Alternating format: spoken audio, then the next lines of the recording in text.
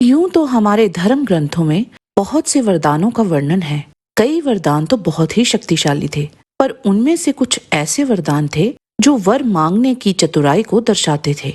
ऐसे ही चतुर वरदानों के बारे में जानने के लिए इस वीडियो को अंत तक अवश्य देखें। ओम गणपति चैनल में आपका स्वागत है। अगर आपको हमारे वीडियोस पसंद आते हैं तो कृपया चैनल को सब्सक्राइब और वीडियो को लाइक अवश्य करें। इससे हमें और भी अच्छा कार्य करने की प्रेरणा मिलती है। सावित्री को यमराज से मिला वरदान। महाभारत के वन पर्व अध्याय 297 के अनुसार जब एक समय परिश्रम करते हुए सत्यवान ने सावित्री की गोद में ही प्राण त्याग दिए तो वहां यमराज स्वयं प्रकट हुए और सावित्री से बोले, तेरे पति की आयु समाप्त हो गई है, अतः मैं इसे बांधकर ले जाऊंगा। तदंतर यमराज ने अपने पाश द्वारा सत्यवान के शरीर से विवश हुए जीव को बलपूर्वक खींचकर निकाल लिया। यमराज उस जीव को बांधकर साथ लिए दक्षिण दिशा की ओर चल दिए। सावित्री दुख से आतुर हो यमराज के ही पीछे पीछे चल पड़ी। यमराज बोले, सावित्री अब तू लौट जा, सत्यवान का अंत्येष्टि संस्कार कर। सावित्री ने कहा, जहाँ मेरे पति ले जाए जाते हैं वहीं मुझे भी जाना चाहिए, यही सनातन धर्म है। यमराज बोले, तेरी इन बातों से मैं बहुत प्रसन्न हूँ। सत्यवान के जीवन के सिवा तू यहाँ मुझसे कोई वर मांग ले। सावित्री बोली, भगवान मेरे ससुर की आंखें नष्ट हो गई हैं, मैं चाहती हूँ आपकी कृपा से उन महाराज को उनकी आंखें मिल जाएं। यमराज बोले, मैं तुझे वर देता हूँ, तूने जैसा कहा है वैसा ही होगा, अब लौट जा। सावित्री बोली, आप जहाँ मेरे प्राणनाथ को ले जाएंगे वहीं मेरा जाना भी अवश्यम भावी है, वहीं मेरी भी गति निश्चित है। यमराज बोले, तूने जो सबके हित की बात कही है वह मेरे मन के अनुकूल है, अतः इस सत्यवान के जीवन को छोड़कर तू दूसरा कोई और वर मेरे से मांग ले।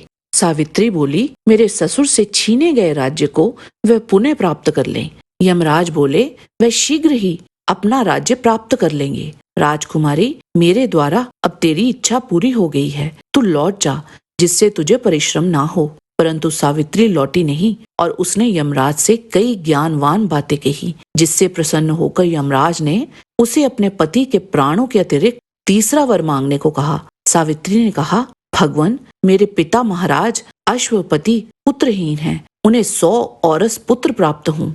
यमराज बोले, तेरे पिता के कुल की संतान परंपरा को चलाने वाले 100 तेजस्वी पुत्र होंगे। राजकुमारी, तेरी ये कामना भी पूरी हुई, अब तू लौट जा, तू रास्ते से बड़ी दूर चली आई है। सावित्री ने कहा, भगवान मैं अपने स्वामी के समीप हूँ। इसके उपरांत सावित्री ने पुनः यमराज से कई तर्क संगत बातें कही, जिस पर यमराज बोले, तूने जैसी बात कही है वैसी मैंने तेरे सिवा किसी दूसरे के मुख से नहीं सुनी है। शुभ है, तेरी इस बात से मैं संतुष्ट हूँ। तू सत्यवान के जीवन के सिवा और कोई चौथा वर मांग ले और यहाँ से लौट जा। सावित्री ने कहा, मेरे और सत्यवान दोनों के संयोग से कुल की वृद्धि करने वाले 100 औरस पुत्र हूँ, यह मैं आपसे चौथा वर मांगती हूँ। यमराज बोले, तुझे बल और पराक्रम से संपन्न 100 पुत्र प्राप्त होंगे। राजकुमारी, अब तू लौट जा।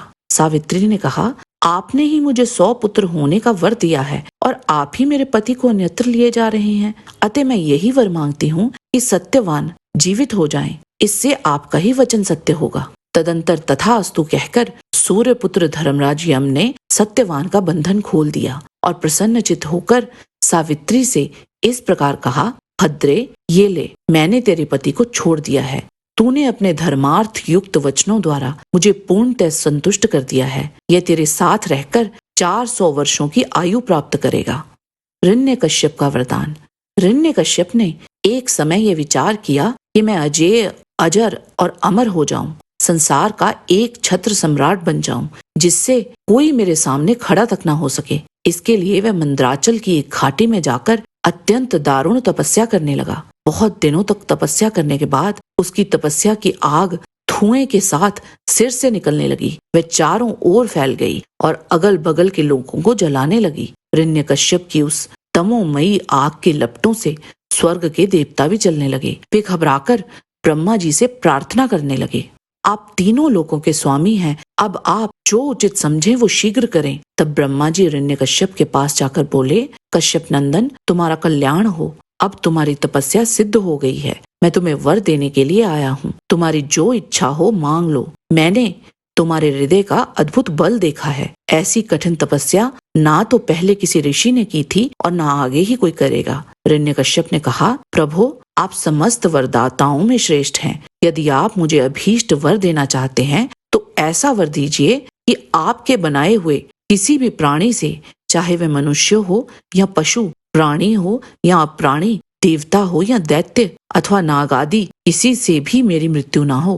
भीतर बाहर, दिन में रात्रि में आपके बनाए हुए प्राणियों के अतिरिक्त और भी किसी जीव से, अस्त्र शस्त्र से, पृथ्वी या आकाश में कहीं भी मेरी मृत्यु ना हो। युद्ध में कोई मेरा सामना ना कर सके।